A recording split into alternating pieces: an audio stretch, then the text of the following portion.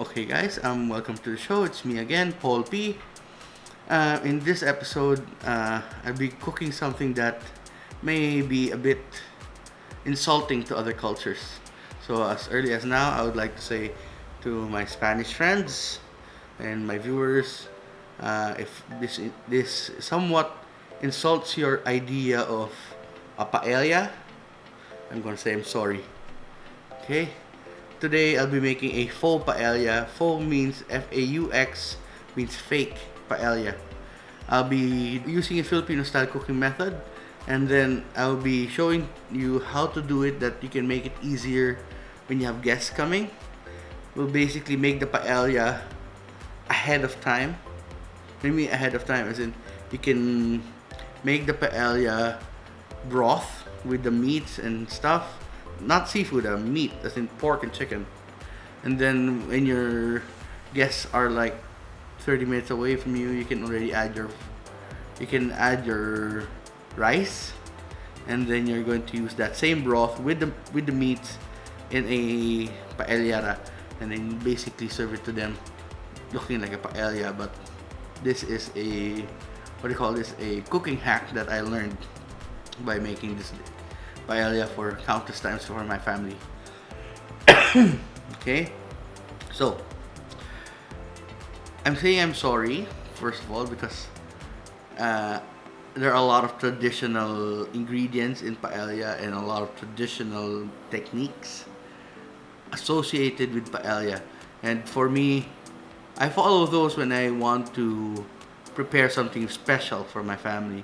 But as much as possible, if I can cut my prep time and my cooking time on the day of the party, I'll do it this manner or this way, and then I'll just add the seafoods later.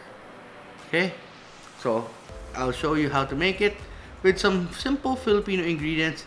The only ingredient here that's not Filipino has to be the chorizo. You can actually use the Pure Foods chorizo, chorizo de Bilbao, the one in the can. I couldn't find any, so I had to use my really good chorizo for this.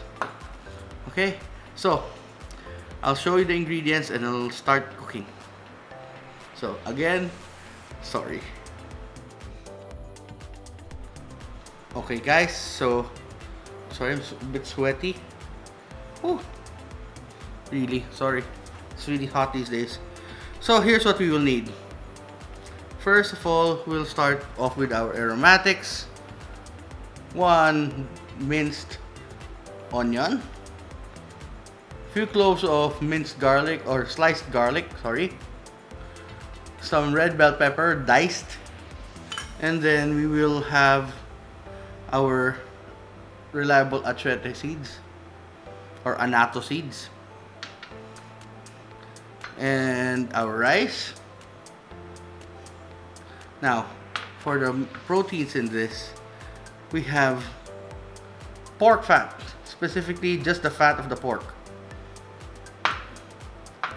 This is small diced pork shoulder, some of our chorizo, some diced chicken breast, and to season it all, we have some of that Filipino favorite patis.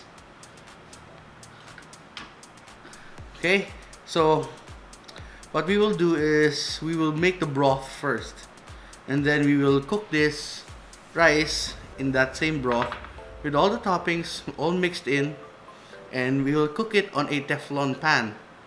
Usually when I have a party, I'll make it in a paellera, the one I use for the pizza, remember that? I can do it there or in my cast iron, which is what I used in the Bololo episode. But if you're going to be alone and you want paella, it's too much of a burden to cook that big paella or that very heavy cast iron pan. So here's my solution. You can make the sauce, or you can make the soup, I mean the broth with the meat, and you can freeze that. And then when you just want paella on a random day, you just get some of the rice, wash it, cook it in that broth with the meat on a small Teflon pan, good for one. Or get a small paella, that will also work.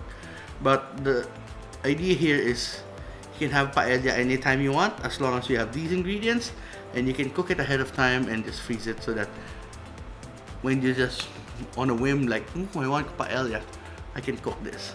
Okay, so let's head to the kitchen and start cooking this. See ya.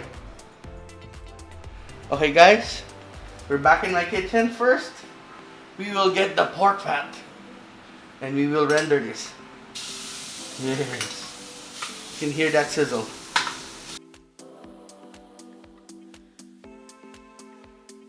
I think I need to fix the angle of this camera once in a while. Because of that light behind me, I'm getting really look dark. Wait, let me just get something to wipe my face with.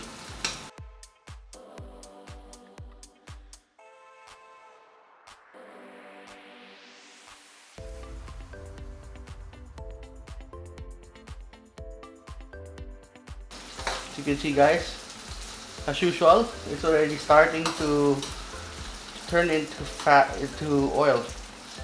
Yeah.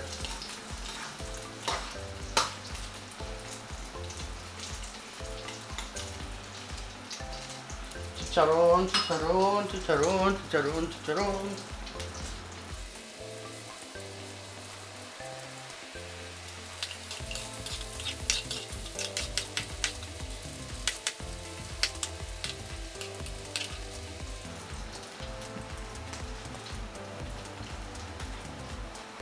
See, I told you I'm human.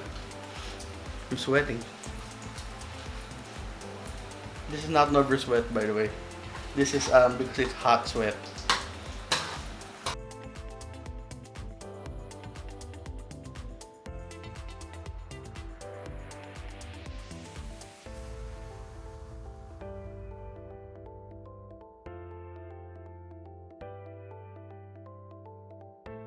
So, a bit of info guys.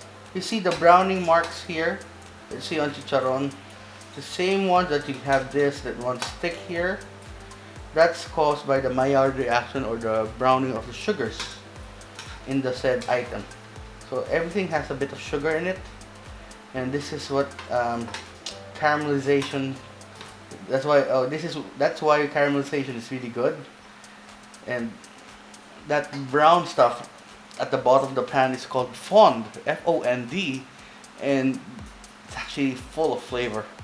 So whenever you have something at the bottom of the pan and you make a sauce, don't forget to scrape it off or deglaze your pan. So it's such a way that you have a ton of flavor there and you don't even use it. Okay, so this is almost there. Not actually, this is okay. We'll return this pork fat later on into the dish, but for now we'll take it out.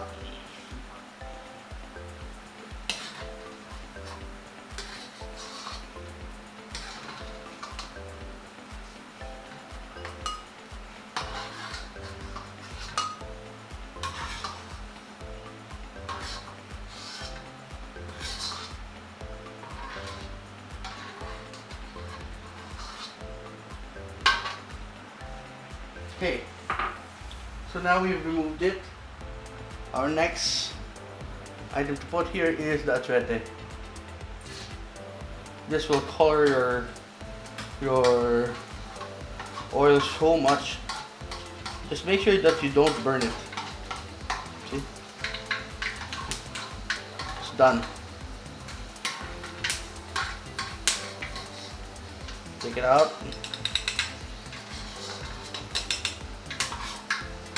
That's how fast you cook achete, guys.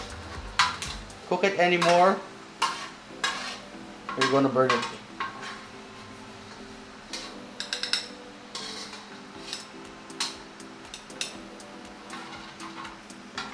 Okay, so I'll scrape this all first and I'll continue with the video later. Okay guys, so we've taken out most of the fat. So to our achete pork fat, we'll add our onions first.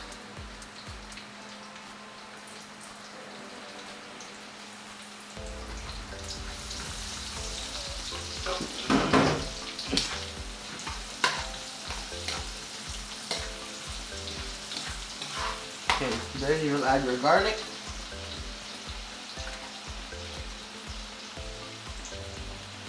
you saute this until the onions turn translucent and the garlic is not raw. Basically, it's gonna have a nice toasty color to it.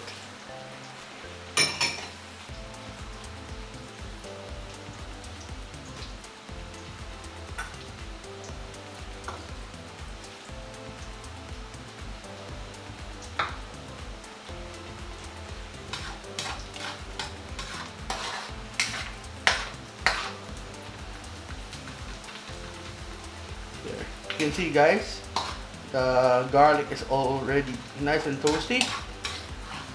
Onions are nice and translucent. You'll now add your red bell peppers. Add that nice orangey color, some nice, actually it's going to give more orangey color to the dish.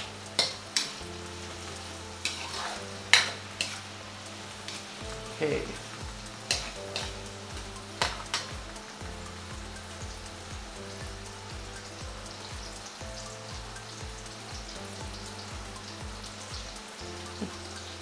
Piece of garlic.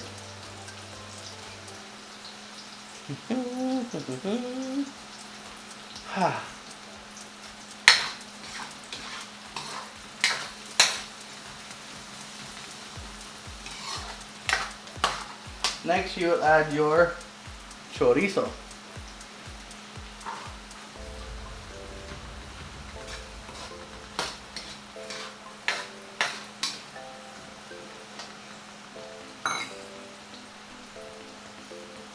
Chorizo.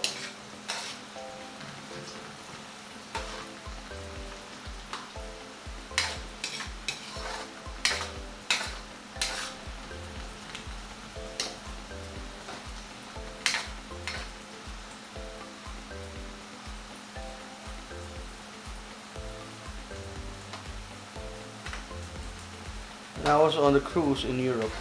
I got to speak with some of the Spanish people who are from Spain, and they actually pronounce chorizo like chorizo. I don't know why, but they don't say chorizo.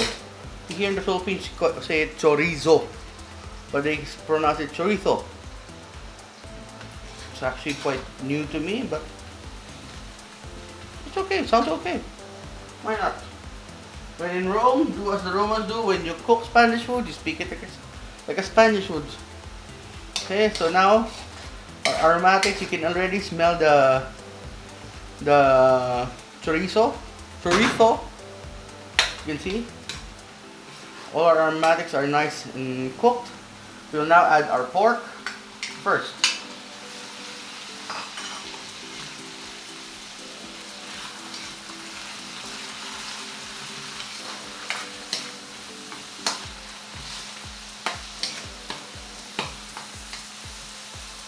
And we will add a bit of our patis.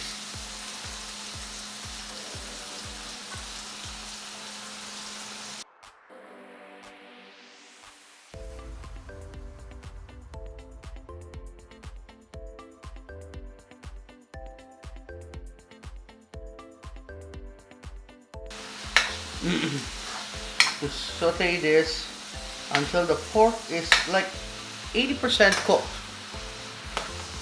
Then you'll add your chicken because it only takes a while to cook.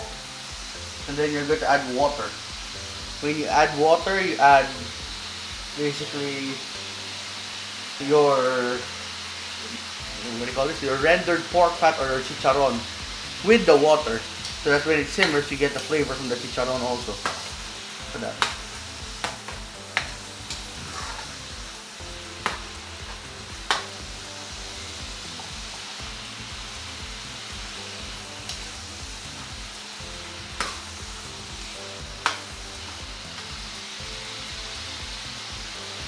The pork is almost done. We'll now add our chicken, diced chicken breast, and continue sauteing.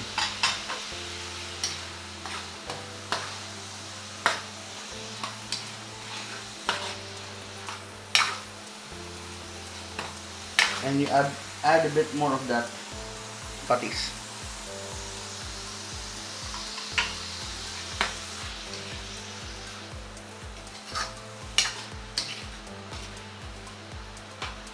So now you're gonna let this simmer. It's almost cooked. And then in the meanwhile, I'm gonna get some water for pouring here. Usually I use broth. But this is quite flavorful as is already. And I believe this is gonna be good. Look at that, guys. Look at that.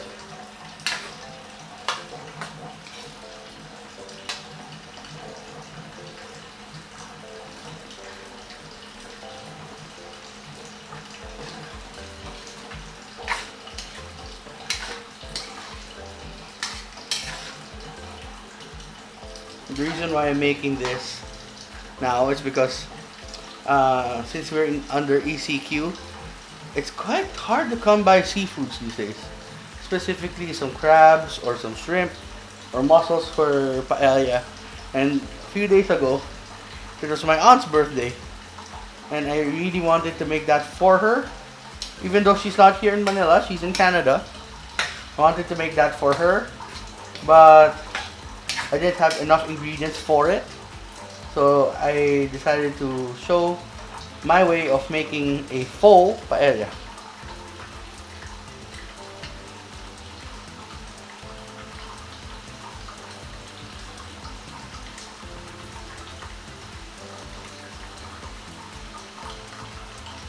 Okay, so you can see, guys, chicken is almost cooked. Pork is almost cooked. We will now add back the pork fat, the rendered pork fat. And we will now add a bit of water. How much water? A bit of water. Okay, so I'm gonna let this simmer.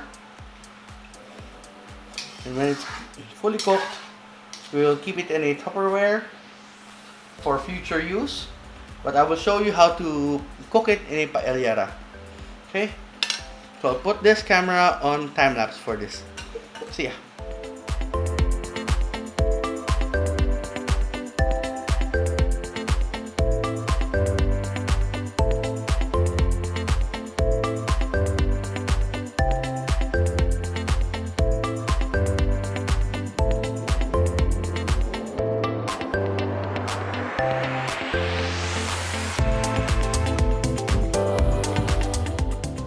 Okay guys, so while I'm waiting for that thing to cook,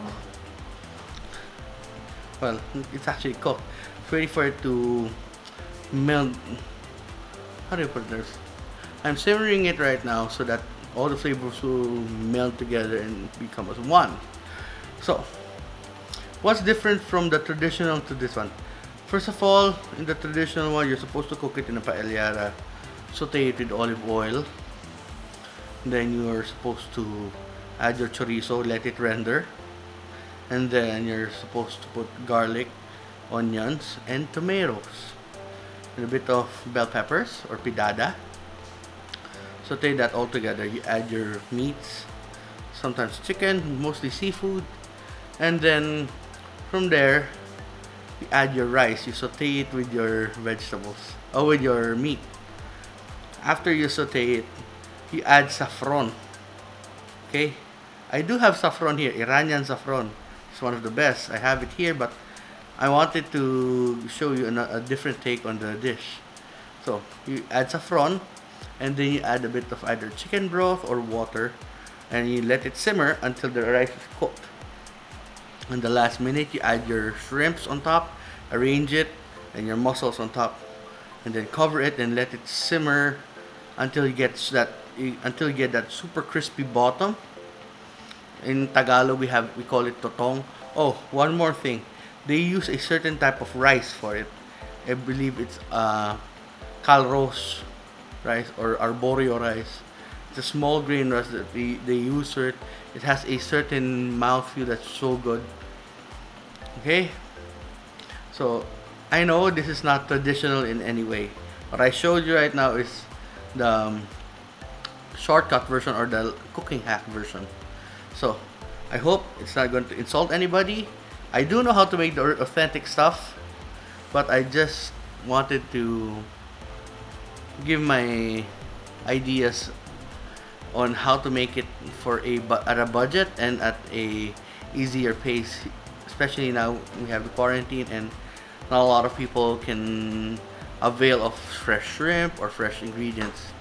Okay, so I will continue this when that is almost cooked. Yeah. Okay guys, camera's off. There. Okay guys, the broth is cooked. Pork is tender, chicken is super tender. Give it a taste. And I'll keep this in a Tupperware already.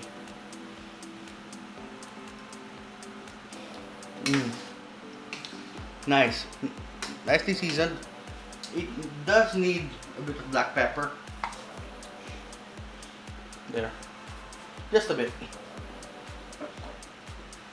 You can taste the chorizo. You can taste the pork. You can taste the chicken. And those bell peppers. Really good. Okay. So I'll keep this in the Tupperware. And then we will move on to making the paella in a Teflon pan. Okay? So yeah. Okay guys, as you can see, we now have our Teflon pan. We'll now add our washed rice.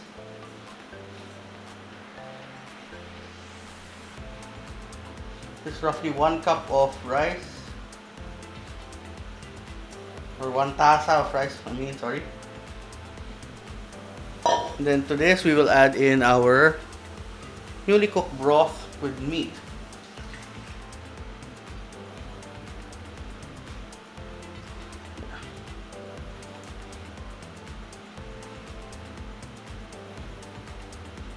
Okay. So the technique here is just gonna stir this around. Make sure that it's well spread out, the meat's well spread out. And then you're going to add a bit more water. I always have warm water with me, ready.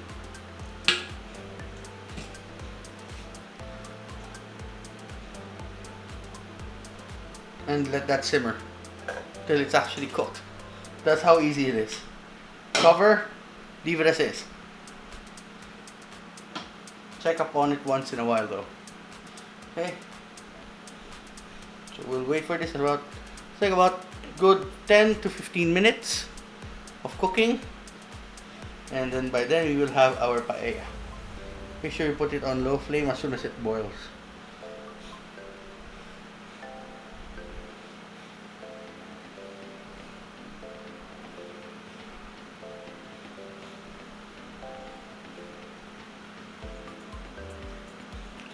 It's already starting to simmer. When it starts to boil, lower the flame to a very, very low flame and let it cook for 15-20 minutes. Or until the rice is completely cooked and you have a nice crusty bottom. Okay. It's now simmering. We'll wait for it to boil completely, then we'll cover it and lower the flame.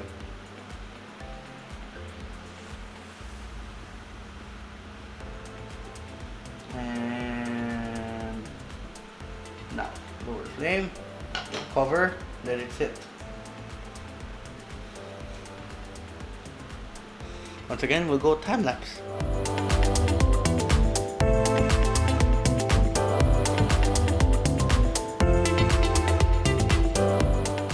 Okay guys, so our paella is cooked. As you can see, it has a nice tint of yellow, not red. Technically, paella is supposed to be a bit yellow. So here's what we will do. I'll show you something cool. See, this is how you decorate. You basically cut at a 45-degree angle all the way around your egg. And you will get a nice, what do you call this, crowning pattern all around your egg, and then you're gonna use that as a centerpiece as a garnish for your paella. Yes, it is a faux paella, but trust me, paella nonetheless needs a centerpiece. Like that. And then you get your other egg, slice this into wedges. You know what, the most efficient way of cutting an egg into wedges is actually not a knife. You can use a fishing line, a sanitized fishing line. Okay, so this is my faux paella on a Teflon pan. What's the most awesome part of this? Here, I'll show you. The reason why I used a Teflon pan. I hope you can see this right here. See that crusty part?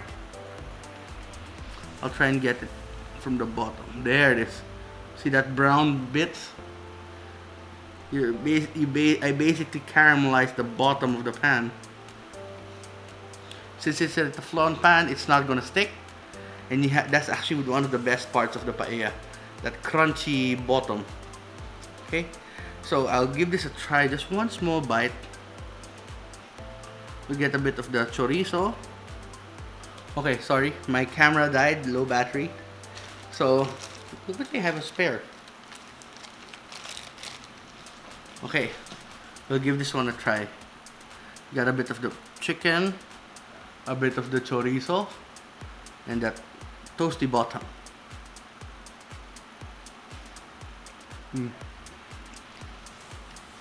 Nice and hearty. The chorizo has a nice flavor to it, but I really want that crusty bottom.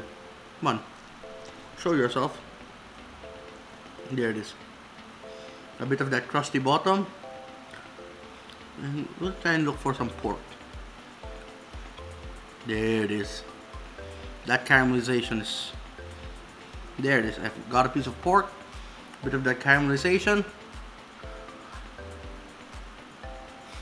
Oh! A good paella. Okay? So I hope... Yeah, the pork is super tender, by the way. That use of rendered pork fat for this has a... kind of makes it creamy. Okay? I really like that. So, faux paella. I hope you like this episode. It's a different take on paella, and once again, I'm going to say I'm sorry to my Spanish friends if you get offended by this. Sorry. But desperate times call for desperate measures. So thank you for watching the video. Don't forget to like and subscribe. I hope you get inspired to try this at home. This is actually very easy. One of the easiest recipes I've done for this vlog, and it's actually really good. Okay, so follow me on Instagram at Paul Always Gutom, Never Busog, on Twitter at Paul Always Gutom, and on Facebook at Always Gutom, Never Busog. So till next vlog, see you in my dining room, and I hope that this quarantine doesn't have a second, and this quarantine lifts and we don't get a second wave. Okay, so bye bye.